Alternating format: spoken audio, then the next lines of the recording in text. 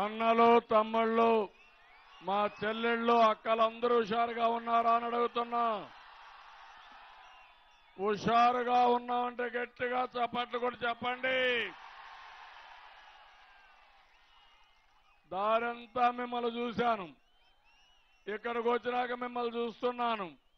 ఈ రోజు మీ ఉత్సాహం చూస్తా ఉంటే 5 సంవత్సరాలు నేను పడిన కష్టం పూర్తిగా మర్చిపోయి రాత్రికి ఆనందంగా పడుకుంటాను. మొట్టమొదటిసారిగా విజయవాడలో ఇళ్ల పట్టాలన్నీ ఇప్పించడానికి రెడీ చేశాం. కానీ గవర్నర్ అడ్డం పెట్టాడు.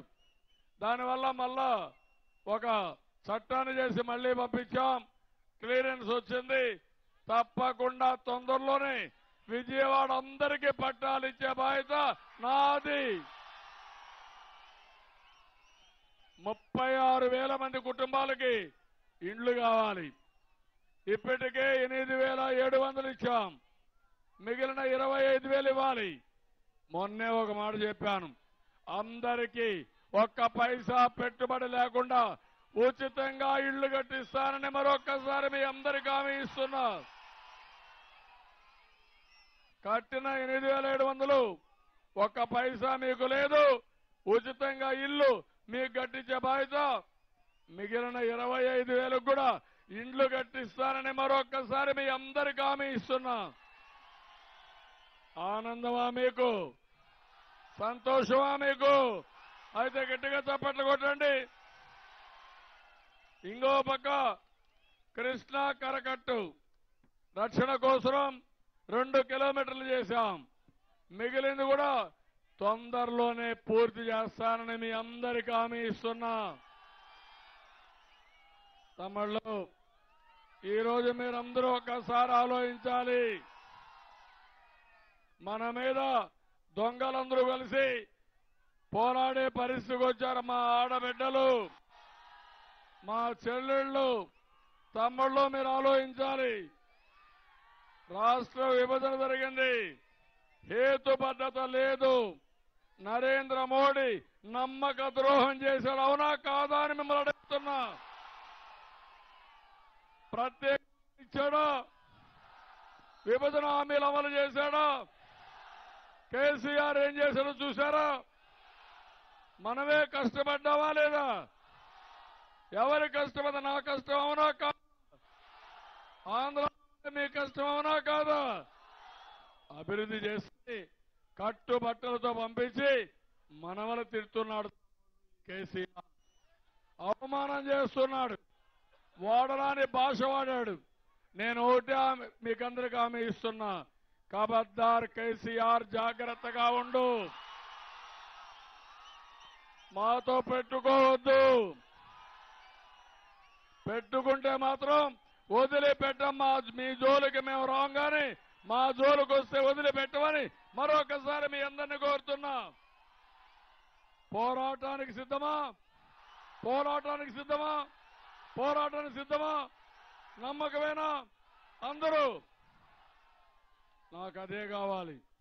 నేను పోరాట వీరుడిగా ఉంటా, ఒక సైనికుడిగా పనిచేస్తాను తప్ప ఎవరైనా మన మీద దాడి చేస్తే వదిలిపెట్టను తమ్ముళ్ళు. 24 బాంబులు పేలిస్తే భయపడకపోతే ఈ నరేంద్ర మోడీకి నేను భయపడతానా? ఈ కేసీఆర్కి నేను భయపడతానా? భయం అనేది నాకు ఎప్పుడన్నా తెలుసా? ఇక్కడ కోడి కత్తి పార్టీ ఒకటి వచ్చింది. ఏం తమ్ముళ్ళు, కోడి కత్తి పార్టీకి ఎవరైనా ఓటేస్తారా? ఆ పార్టీకి ఓటేస్తే ఏమవుతుంది? మన నెత్తిన మనమే భస్మాసురాస్త్రం పెట్టుకున్నట్టు అవుతుంది. రాజధాని పైన ఒక్క మాట ఎప్పుడైనా మాట్లాడా? రాజధాని రావాలని ఇష్టం ఉందా ఇతనికి? ఎందుకు లేదని అడుగుతున్నా. ఇది విజయవాడ, గుంటూరు సెంటర్ అవునా కాదా? అమరావతి అవసరమా లేదా? మళ్ళీ అమరావతి నేను చెప్తున్నా, హైదరాబాద్ కంటే మిన్నగా ప్రపంచంలోనే 5 అగ్ర నగరాల్లో మన నగరం ఉంటుంది. తమ్ముళ్ళు, మీరు గుర్తుపెట్టుకోవాలి. విజయవాడ అభివృద్ధి అయిందా లేదని అడుగుతున్నా. దీనికంటే 10 రెట్లు ఎక్కువ చేస్తారని మరొకసారి హామీ ఇస్తున్నా.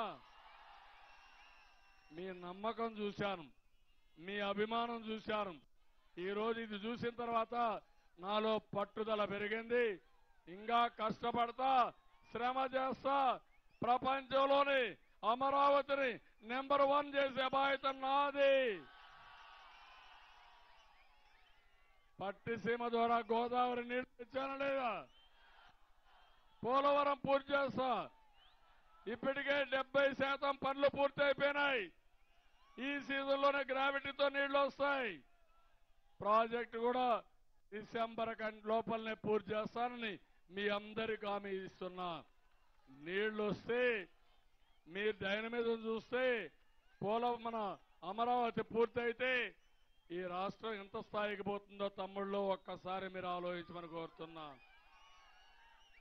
పోయిన ఎన్నికల్లో జాబు కావాలంటే బాబు రావాలి, అది ఆ రోజు మీరు చెప్పింది. ఈ రోజు నేనే ఇచ్చాను. మీ భవిష్యత్తు నా బాధ్యత. పేదవాళ్ల భవిష్యత్తు, ఆడబిడ్డల భవిష్యత్తు, తమ్ముళ్ల భవిష్యత్తు, పిల్లల భవిష్యత్తు, రైతుల భవిష్యత్తు నా బాధ్యత అని చెప్పి కూడా నేను మీకు తెలియజేస్తున్నా. సిద్ధంగా ఉన్నారా అని మిమ్మల్ని అడుగుతున్నా. ఈ పరిపాలన పట్ల సంతృప్తిగా ఉన్నారా తమ్ముళ్ళు అని మిమ్మల్ని అడుగుతున్నా. ఉన్నామంటే చేతులు పైకెత్తండి. ఈ పోరాటం ప్రజలపైన పోరాటం తమ్ముళ్ళు, మీరు గుర్తుపెట్టుకోవాలి. ఈ దాడి మీ పైన దాడి. మీ పైన చేయాలంటే నా పైన చేయాలి. అందుకే దాడి చేస్తున్నారు. నిన్న కోడికత్తి పార్టీ ఏటు ఢిల్లీకి వెళ్తే ఎన్నికల సంఘం ఇష్టానుసారంగా ఆర్డర్ ఇస్తారు. వాళ్ళ పరిధిలో లేని విషయాలు ఇస్తారు. నేను ఒకటే చెప్తున్నా, నేను ధర్మం కోసం పోరాడుతున్నా, చట్ట పరిధిలో పోరాడుతున్నా. ఎవరైనా సరే ఇష్టానుసారంగా అణగదొక్కాలంటే రెచ్చిపోతాం తప్ప అణగదొక్కితే అడిగే పరిస్థితి లేదు. నేను చేసింది న్యాయమా లేదా అని మిమ్మల్ని అడుగుతున్నా. మీ సహకారం నాకు అవసరం లేదా అని అడుగుతున్నా. నేను ఒక్కడిని ఏకాకినా అని అడుగుతున్నా. మిమ్మల్ని అండగా ఉంటారని అడుగుతున్నా. మీరు అండగా ఉండండి. కొండనైనా ఢీకొంటా. నరేంద్ర మోడీనే కాదు, కేసీఆర్ కాదు, ఎవరైనా సరే నాకు లెక్కలేదు తమ్ముళ్ళు. ఆ విషయం మీరు గుర్తుపెట్టుకోవాలి. నేను అన్యాయం చేయను, న్యాయం కోసం పోరాడతా. మాకు అన్యాయం చేస్తే ఖబర్దార్ జాగ్రత్తగా ఉండండి. ఎంత వాడైనా వదిలిపెట్టరని మరొకసారి మీ అందరికీ తెలియజేస్తున్నా. ఇన్కమ్ ట్యాక్స్ కు భయపడతామా తమ్ముళ్ళు? ఈడీకి భయపడతారా తమ్ముళ్ళు? తుపాకులకు బాంబులకే భయపడలా, మనం విద్యని భయపడతామా? ఒకటే గుర్తుపెట్టుకోండి, ఆంధ్రులకు ద్రోహం చేస్తే చరిత్రహీనులుగా మిగిలిపోతారు మీరు. ప్రతి ఒక్క తమ్ముడు అల్లూరి సీతారామరాజు మారిగా ఫైట్ చేయాలి. ప్రతి ఒక్క ఆడబిడ్డ ఝాన్సీ లక్ష్మి మారిగా పోరాటానికి సిద్ధం కావాలి. టైం అయింది. ఇప్పుడు నేను అడుగుతున్నా, తమ్ముళ్ళు మీ ఓటు ఎవరికంటే సైకిల్ అని చెప్పాలి. తమ్ముళ్ళు మీ ఓటు, తమ్ముళ్ళు మీ ఓటు. ఆత్మగౌరవాన్ని అంటే కాపాడుకుంటాం, కాపాడుకుంటాం. ఆత్మగౌరవాన్ని, ఆత్మగౌరవాన్ని, ఆత్మగౌరవాన్ని. కేజ్రీవాల్ జిందాబాద్. కేజ్రీవాల్, కేజ్రీవాల్, కేజ్రీవాల్. అందరికీ శిరస్సు వంచి మీ అందరికీ పాదాభివందనం చేస్తున్నా. అందరూ నిండు మనసుతో ఆశీర్వదించమని శిరస్సు వంచి మీ అందరిని కోరుకుంటున్నా.